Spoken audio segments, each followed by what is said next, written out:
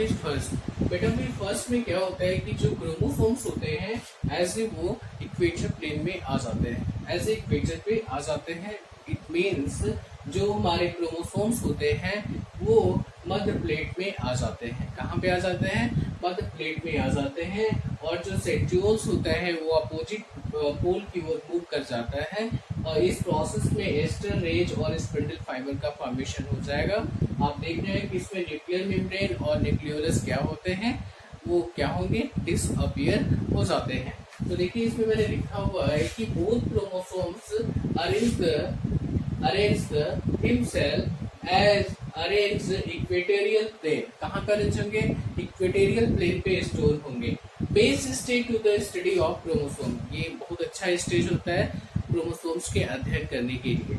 देखिए यहाँ पे जो एक बार बता देते हैं हिंदी में कि जो हमारा ये मध्य अवस्था है, इस अवस्था में क्या होता है कि हमारा जो सेंट्रियोल्स होता है वो अपोजिट पोल की ओर मूव कर जाता है और इसमें स्पिंडल फाइबर और एस्टर रेज का फॉर्मेशन हो जाता है।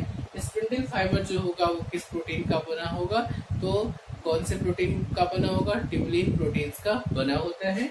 यहाँ पे देखेंगे कि जो स्पिंडल फाइबर है आपको कहीं इसमें न्यूक्लियर मेम्ब्रेन्स और न्यूक्लियोलस दिखाई दे रहा है? नहीं। तो इसमें क्या होगा? न्यूक्लियर मेम्ब्रेन और न्यूक्लियोलस जो होंगे वो डिसअपियर हो जाते हैं। नेक्स्ट स्टेज में इसमें देख रहे हैं कि हमारा क्या है, जो क्रोमोसोम्स होते हैं वो एज ए इक्वेटर प्लेट पे आकर स्टोर हो जाते हैं, मध्य प्लेट पे आकर लग जाते हैं। नेक्स्ट टॉपिक में हम लोग का है एनाफेज फर्स्ट। एनाफेज फर्स्ट में आपको दिख रहा है ये फिगर। एनाफेज में जो क्रोमोसोम्स होंगे वो क्या होंगे? अपोजिट पोल की ओर मूव कर जाते हैं। दिख रहा है? अपोजिट पोल की ओर क्या करेंगे? मूव कर जाते हैं, क्योंकि जो क्रोमोसोम्स होते हैं, जो क्रोमैटिन्स होगा, उस क्रोमैटिन के मध्य में आपका एक फोर्स काम करता है जिसको बोलते हैं प्रतिकर्षण बल, और हिंदी में प्रतिकर्षण बल कहते हैं और इंग्लिश में इसको रिपल्सिव फोर्स के नाम से भी जाना जाता है या रिपल्सिव फोर्स कहते हैं। जिसके थ्रू क्या होता है, दोनों साइड्स का जो क्रोमोसोम्स होंगे रिपल्सिव फोर्स के थ्रू वो सेपरेट हो जाता है। क्या होगा? वो सेपरेट हो जाता है और सेपरेट होने के बाद स्पिंडल फाइबर में खिंचाव होगा और दोनों अपोजिट पोल की ओर मूव करने लगते हैं। नेक्स्ट हम लोग का जो टॉपिक हो जाएगा वो साइड इसमें टेलोफेज होगा। तो इसको देखिए मैंने यहाँ पे लिखा हुआ है इसका डेफिनेशन। तो इसमें disjunction of chromosome take place. Chromosomes में क्या हो जाएगा? डिसजंक्शन हो जाएगा। नेक्स्ट में जो टू क्रोमोसोम्स सेपरेट, और टू क्रोमोसोम्स क्या होंगे? वो सेपरेट हो जाएंगे और क्रोमोसोम्स नंबर हाफ होगा और नंबर ऑफ क्रोमोसोम्स क्या होंगे? हाफ हो जाएंगे। क्या फॉर्म करेगा? तो सिस्टर क्रोमैटिन्स फॉर्म करेगा। क्या फॉर्म करेगा? सिस्टर क्रोमैटिन इसमें फॉर्म करता है ये। नेक्स्ट हम लोग का जो टॉपिक है वो टेलोफेज हो जाएगा। टेलोफेज में मैंने आपको फिगर बनाया हुआ है। तो टेलोफेज, ये हमारा जो फिगर जो है वो टेलोफेज का है। टेलोफेज में दिख रहा है कि आपको क्या होता है, इस स्टेज में जो न्यूक्लियर मेम्ब्रेन्स है, न्यूक्लियोलस है, वो क्या होते हैं? वो आपको दिख रहा है अपीयर हो जाते हैं। क्या होंगे? अपीयर हो जाएंगे। और अपीयर होने के बाद इसमें दिख रहा है कि इसमें सेंट्रियोल्स भी आपको क्लियर दिखाई दे रहा है और इनके बीच में जो होगा हमारा सेपरेशन की प्रोसेस स्टार्ट हो जाएगी। सेपरेशन की प्रोसेस स्टार्ट कब होगी? तो वो साइटोकाइनेसिस पे स्टार्ट होगा। देखिए यहाँ पे मैंने डिफिनेशन लिखा हुआ है टेलोफेज का। तो nuclear membranes and nucleolus reappear, वो क्या होंगे? रीअपियर हो जाएंगे। नेक्स्ट स्पिंडल फाइबर डिसअपियर हो जाएगा। जो स्पिंडल फाइबर होंगे और एस्टर रेज होंगे वो क्या होंगे? डिसअपियर हो जाएंगे इस स्टेज में। और chromosomes required to form chromatin material, और क्रोमोसोम्स क्या होंगे? रिक्वायर्ड हो जाएंगे और क्या फॉर्म करते हैं? Chromatin material. अब इसमें देखते हैं नेक्स्ट हम लोग का जो प्रोसेस आ जाएगा वो साइटोकाइनेसिस। साइटोकाइनेसिस में क्या होता है कि जो हमारे टेलोफेज स्टेज है उस स्टेज में क्या होगा, इनके बीच में जो होता है कॉन्ट्रैक्शन होगा, और कॉन्ट्रैक्शन होगा तो कॉन्ट्रैक्शन होने का मेन जो उद्देश्य है कि इसमें गोल्जी वेसिकल्स के कुछ पार्ट्स जो होंगे इसके मध्य में इक्वेटर पे क्या होंगे, वो स्टोर होने लगते हैं। स्टोर होने लगेंगे तो इनके बीच में क्या होगा, वॉल का फॉर्मेशन होगा, और वॉल का फॉर्मेशन होगा तो यहाँ पे दो डॉटर सेल्स जो होंगे वो क्या होंगे, सेपरेट हो जाएंगे। क्या सेपरेट होंगे, टू डॉटर सेल्स इसमें सेपरेट हो जाएंगे।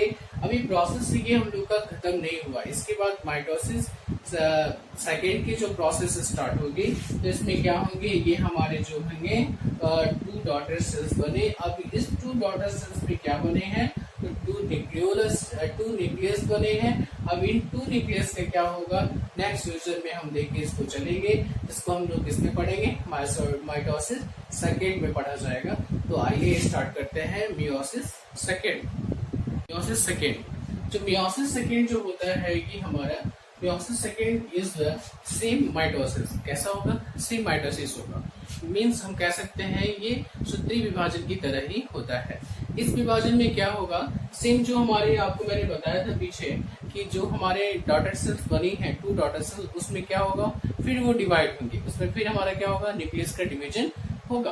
तो इसमें न्यूक्लियस का जो डिवीजन हुआ, तो देखिए इसमें क्या होगा, सेकेंड मियोटिक डिवीजन स्टार्ट होता है, जिसे हम लोग बोलते हैं होमोटिपिक डिवीजन। क्या बोलेंगे, होमोटिपिक डिवीजन। इस डिवीजन में क्या होगा कि हमारा जो ग्रुप सेकेंड में जो बने क्या है, हमारे जो न्यू डॉटर सेल्स बना है, उस डॉटर सेल्स में क्या होगा, फिर डिवीजन होगा। कितने बने थे, 2 बने थे, 1 and 2। तो 2 डॉटर सेल्स बने हैं, तो उसमें क्या होगा, जो हमारा फर्स्ट सेल जो प्रारंभ होगा उसको हम लोग बोलेंगे प्रोफेज सेकेंड। प्रोफेज सेकेंड इस स्टेज में क्या होता है, जो क्रोमोसोम्स होते हैं वो आपस में क्या होंगे, उलझे हुए होते हैं, स्पष्ट रूप से दिखाई नहीं देते हैं, क्लियर दिखाई नहीं देंगे, रेटिकुलेट फॉर्म में होंगे। न्यूक्लियोलस और न्यूक्लियर मेम्ब्रेन इसमें क्या होंगे, स्पष्ट रूप से दिखाई देंगे। लेकिन जैसे ही हमारा क्या होगा, प्रोफेज लास्ट स्टेज में हमारे क्या होंगे, न्यूक्लियर मेम्ब्रेन और हमारा जो न्यूक्लियोलस है वो धीरे धीरे क्या होंगे, तो डिसअपियर होने लगेंगे। तो यहाँ पे क्या होगा, लास्ट में क्या होंगे, धीरे धीरे ये डिसअपियर होने लगेंगे। और देखिए यहाँ पे जो सेंट्रियोल्स है, उस सेंट्रियोल्स में क्या हो जाएगा, डिवीजन होगा, जिससे वो अपोजिट पोल की ओर मूव करेंगे। देखिए उसके बाद हमारा कौन सा स्टेज प्रारंभ होता है, तो मेटाफेज सेकेंड। मेटाफेज सेकेंड में क्या होगा, जो हमारे क्रोमोसोम्स होंगे वो इक्वेटर पे आ जाएंगे। कहाँ पे आएंगे, इक्वेटर पे आ जाएंगे, मध्य प्लेट पे आ जाते हैं। और इस प्रोसेस में क्या होता है, हमारा स्पिंडल फाइबर और एस्टर रेस बनते हैं। क्या बनेंगे, एस्टर रेस। यहाँ लिख देते हैं, स्पिंडल फाइबर और एस्टर रेस का फॉर्मेशन हो जाएगा। स्पिंडल फाइबर जो होगा आपको पता है ट्यूबुलिन प्रोटीन्स का बना होता है। इसमें देखिए जो भी हमारे जो सेंट्रियोल्स हैं वो क्या होंगे, अपोजिट पोल की ओर मूव कर गए हैं। और जो हमारे क्रोमोसोम्स हैं वो कहाँ पे आ गए हैं, कहाँ पे आया, हमारा इक्वेटर पे आकर स्टोर हो गया। नेक्स्ट हमारा जो टॉपिक आता है उसमें क्या होगा कि जो मेटाफेज की लास्ट स्टेज में क्या होगा कि जो न्यूक्लियर मेम्ब्रेन्स हैं और न्यूक्लियोलस है वो स्पष्ट रूप से पूरा मतलब क्लियर कह सकते हैं कि इसमें डिसअपियर हो जाते हैं। और इसमें एनाफेज स्टेज जब आता है, तो उस स्टेज में जो हमारे होंगे, जो क्रोमोसोम्स होते हैं या क्रोमेटिन्स होती हैं, उनके मध्य में रिपल्सिव फोर्स काम करता है, जिससे इनके बीच में प्रतिकर्षण बल काम करेगा और दोनों जो क्रोमोसोम्स जो होंगे, क्रोमेटिन जो होंगे, वो अपोजिट पोल की ओर क्या करेंगे, मूव करने लगेंगे। तो ये हमारे कहाँ पे मूव करेंगे, अपोजिट पोल की ओर ये मूव करने लगते हैं। ये आप देखिए मैंने 2 इसमें बनाए, क्योंकि इसमें 2 सेल्स को लेके चला जाता है, 1 and 2। दोनों फिगर सेम होगा, क्योंकि इसमें 2 डॉटर सेल्स को लेके चल रहा है। और लास्ट में जाकर अब इसके बाद हम लोग का जो फेजेस स्टार्ट होगा वो कौन सा फेज होगा, तो एनाफेज के बाद आता है हमारा टीलोफेज सेकेंड। तो आइए जानते हैं टीलोफेज सेकेंड। टीलोफेज सेकेंड में आप देख रहे हैं, इसमें टीलोफेज सेकेंड में क्या होगा कि जो हमारे न्यूक्लियर मेम्ब्रेन है और न्यूक्लियोलस है वो अपीयरिंग हो जाएंगे। क्या होंगे, वो अपीयर हो जाएंगे। रीअपीयर होने के बाद उनके देखिए यहाँ पे दोनों क्या होंगे, अब इनकी रीअपीयर होने के बाद दोनों टीलोफेज स्टेज में जितने भी दोनों हैं 1 and सेकेंड सेल, इन दोनों सेल्स में क्या होगा, साइटोकाइनेसिस की प्रोसेस होगी। साइटोकाइनेसिस की प्रोसेस होती है, तो देखिए यहाँ पे क्या होगा, यहाँ पे इनके इक्वेटर में क्या होंगे, गोल्जी वेसिकल्स को स्टोर होने लगेंगे और वो फ्रैग्मेंटोप्लास्ट बनाएंगे। और जो वो डेवलप होकर क्या बनाता है, तो सेल प्लेट का फॉर्मेशन करेगा। क्या किसका फॉर्मेशन करेगा, सेल प्लेट का फॉर्मेशन करेगा। क्योंकि फ्रैग्मेंटोप्लास्ट पे क्या होता है, सेलुलोज का जमाव होने लगता है, जिसके थ्रू हमारा क्या होगा, सेल प्लेट बनेगा और दोनों क्या होंगे, वो दोनों सेल जो होंगे वो धीरे धीरे सेपरेट हो जाएंगे, क्योंकि उनके चारों तरफ क्या होगा, सेल वॉल का फॉर्मेशन हो जाएगा। और इस प्रकार हमारे जो होंगे कितने डॉटर सेल्स बनेंगे, तो 4 डॉटर सेल्स बनते हैं। कितने डॉटर सेल्स बनेंगे, तो 4 डॉटर सेल्स बनेंगे। कितने डॉटर सेल, 4 डॉटर सेल्स का फॉर्मेशन होता है। अब इनमें नंबर ऑफ क्रोमोसोम्स क्या होंगे, तो ये हैप्लॉइड, नंबर ऑफ क्रोमोसोम्स क्या होते हैं, हैप्लॉइड होते हैं। तो 2 एंड इसमें जो नंबर ऑफ क्रोमोसोम्स होंगे वो क्या होंगे, हैप्लॉइड होंगे, हाफ होंगे। इट मींस आप कह सकते हैं ह्यूमन बॉडी में कितने क्रोमोसोम्स होते हैं, तो 46 नंबर ऑफ क्रोमोसोम्स होते हैं और उनका हाफ किया जाएगा तो कितने हो जाएंगे, 23 क्रोमोसोम्स प्रेजेंट होंगे। It means half number of chromosomes present होंगे। जो डॉटर सेल्स बनता है वो इक्वल कॉपी होता है, अपने पेरेंट्स के इक्वल कॉपी होता है और नंबर ऑफ क्रोमोसोम्स उसमें क्या होते हैं, हाफ होते हैं।